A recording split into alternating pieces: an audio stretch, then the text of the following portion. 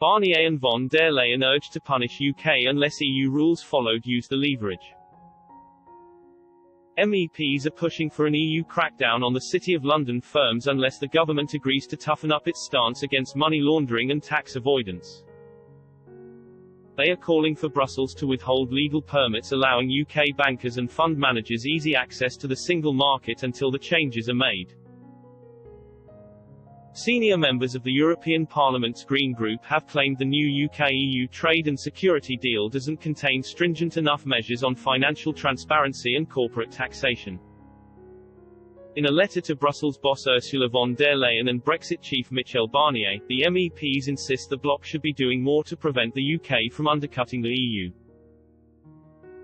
Co-chair Philippe Lamberts and economic policy spokesman Sven Giegold said the post-Brexit Future Relationship Pact still allows Britain to embrace a Singapore-on-Thames model.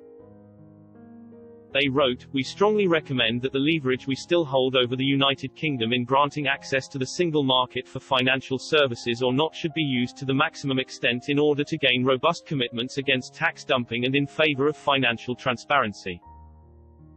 Mr. Barnier attempted to prevent the UK from gaining a competitive advantage over EU firms by slashing regulation through the so-called level playing field, in areas such as environmental standards, workers' rights and state aid. But the MEPs say the provision does not go far enough in the areas of tax and transparency. They argue the tax avoidance measures are limited to global rules and do not cover the EU's tax haven list and code of conduct for business taxation.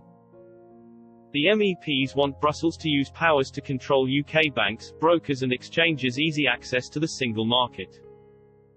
They propose using the leverage of equivalence decisions, which are based on the EU accepting Britain's standards as equal to its own. Brussels has only issued a limited amount of temporary equivalence permits as it attempts to phase out the bloc's reliance on the City of London's finances.